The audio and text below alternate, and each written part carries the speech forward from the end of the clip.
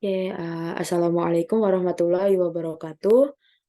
Kami dari kelompok 3, di sini kami akan mempresentasikan eh, materi tentang auditing dan profesi akuntan publik, mata kuliah Sistem Pengawasan dan Audit. Oke, kami di kelompok 3 terdiri dari 5 orang.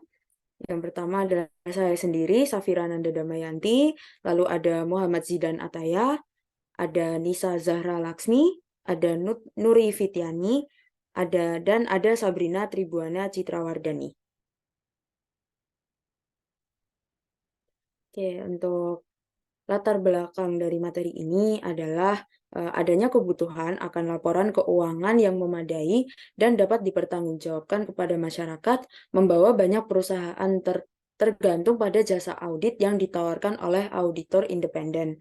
Oleh karena itu, demi menjaga kepercayaan masyarakat, auditor independen selayaknya memberikan jasa dengan kualitas terbaik. Untuk mengatur regulasi tentang auditing dan profesi akuntan publik, maka telah dikeluarkan peraturan perundang-undangan yang mengatur tentang auditing dan profesi akuntan publik di Indonesia, yaitu Undang-Undang Nomor 5 Tahun 2011 tentang akuntan publik. Lalu ada Peraturan Pemerintah Republik Indonesia Nomor 20 Tahun 2015 tentang praktik akuntan publik, dan diatur pula dalam Peraturan Otoritas Jasa Keuangan Nomor 13 garis miring POJK.03 Tahun 2017 tentang penggunaan jasa akuntan publik dan kantor akuntan publik dalam kegiatan jasa keuangan.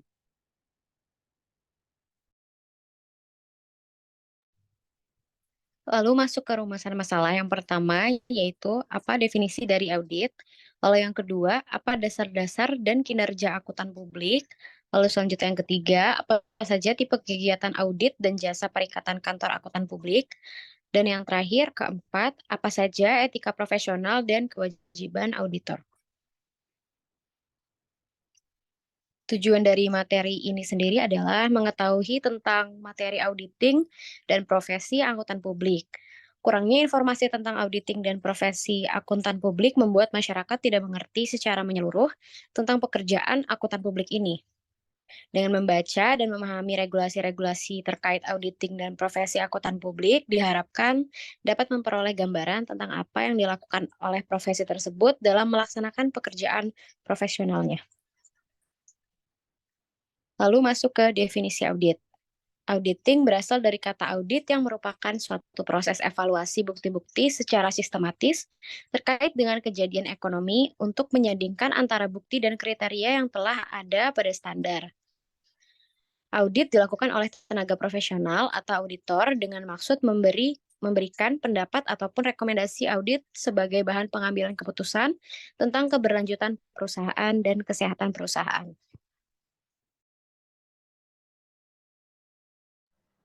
Lalu selanjutnya dasar-dasar dan profesi akuntan publik. Yang pertama ada kinerja auditing. Audit atau pemeriksaan dalam arti luas bermakna evaluasi terhadap suatu organisasi, sistem, proses, atau produk. Audit dilaksanakan oleh auditor atau pihak yang kompeten, objektif, dan tidak memihak, yaitu auditing sebagai proses, auditing sebagai pemeriksaan, dan audit sebagai penilai.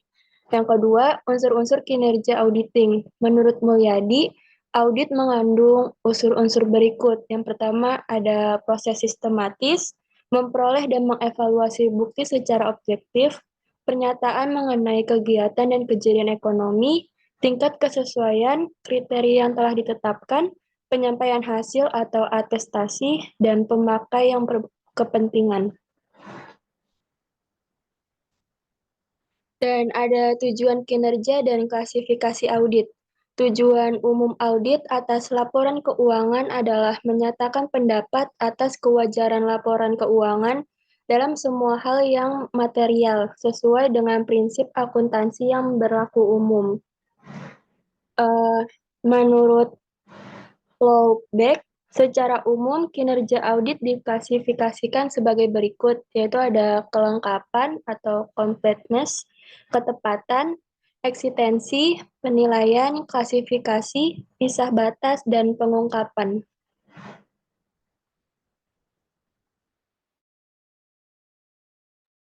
Selanjutnya terkait dasar-dasar dan profesi akuntan publik. Di sini ada perbedaan dan hubungan antara kinerja audit dengan akuntansi.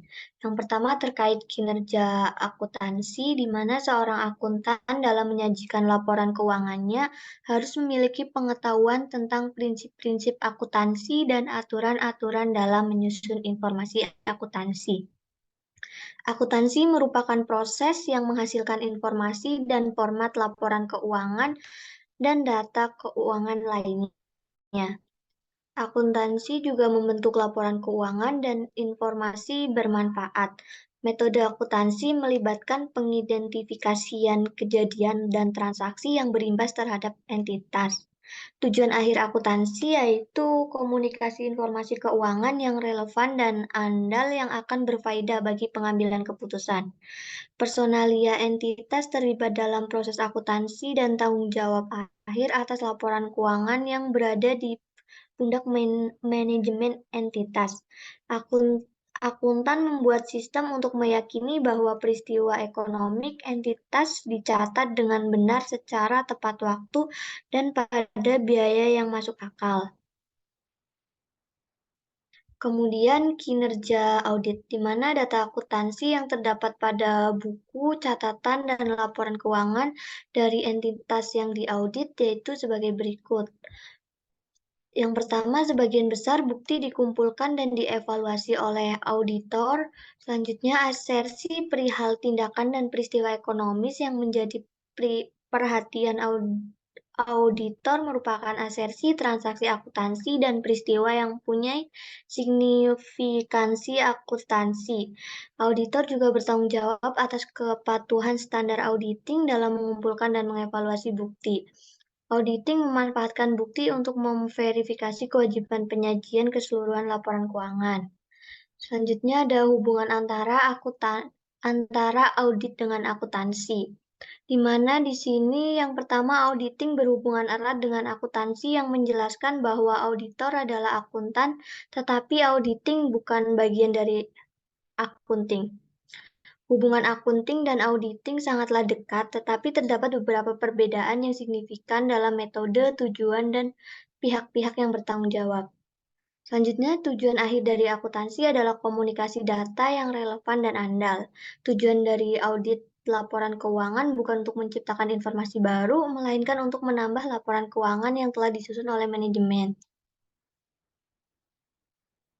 Selanjutnya ada tipe kegiatan audit, di mana jenis audit ada 3, yaitu audit umum atau audit laporan keuangan. Di sini menilai kewajiban laporan keuangan yang disajikan klien.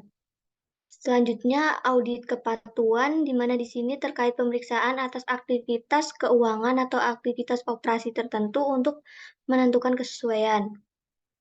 Selanjutnya ada audit operasional, di mana di sini terkait pemeriksaan sistematis atas aktivitas operasional dalam hubungannya dengan tujuan tertentu. Selanjutnya ada jasa perikatan kantor akuntan publik, di mana kantor akuntan publik menyediakan berbagai jenis jasa yang diatur dalam standar profesional akuntan publik atau SPAP, yaitu auditing, atestasi, akuntansi, dan review, dan jasa konsultasi.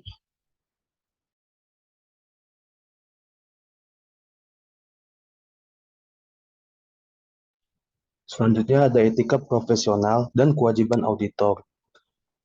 Dalam etika profesional itu adalah kode etik.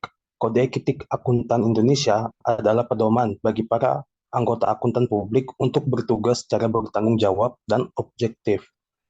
Aturan etika tersebut ada sebagai berikut. Yang pertama ada independensi, integritas, dan objektivitas.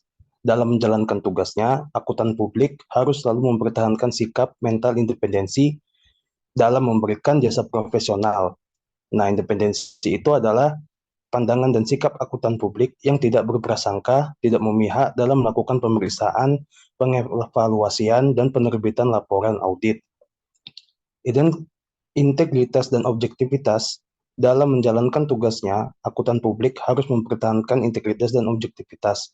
Harus bebas dari benturan kepentingan dan tidak boleh membiarkan material misstatement yang diketahui atau mengalihkan pertimbangan kepada pihak lain. Kemudian yang kedua itu ada tanggung jawab kepada klien. Informasi dari klien rahasia. Akuntan publik tidak diperbolehkan untuk mengungkapkan informasi dari klien tanpa persetujuan dari klien tersebut. Kemudian yang ketiga ada tanggung jawab kepada rekan seprofesi. Tanggung jawab ini wajib memelihara citra profesi dengan tidak melakukan perkataan dan perbuatan yang dapat merusak reputasi rekan seprofesi tersebut. Kemudian yang keempat ada tanggung jawab dan praktik lain.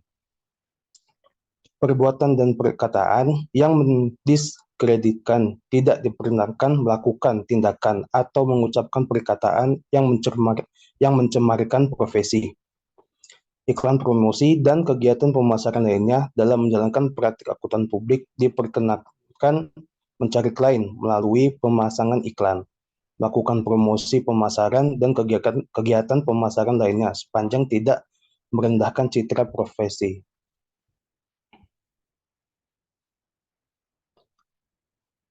Berikut adalah regulasi auditing dan profesi akuntan publik. Itu ada dari Undang-Undang Nomor 5 Tahun 2011 tentang akuntan publik, Peraturan Pemerintah RI Nomor 20 Tahun 2015 tentang praktik akuntan publik, dan Peraturan dari OJK Nomor 13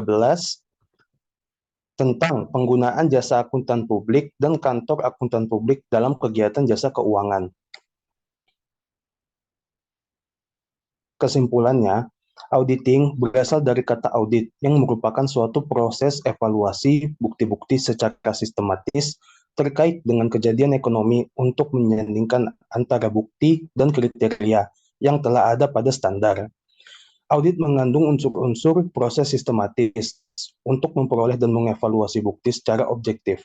Pernyataan mengenai kegiatan dan kejadian ekonomi, tingkat kesesuaian kriteria yang telah ditetapkan, penyampaian hasil atau atestasi pemakai yang berkepentingan. Tujuan umum audit atas laporan keuangan adalah untuk menyatakan pendapat atas kewajaran laporan keuangan dalam semua hal yang material sesuai dengan prinsip akuntansi yang berlaku umum. Adapun aturan etika seorang akuntan publik yaitu independensi, integritas, dan objektivitas. Yang kedua ada tanggung jawab kepada klien dan tanggung jawab kepada rekan seprofesi, serta tanggung jawab dan praktik lain.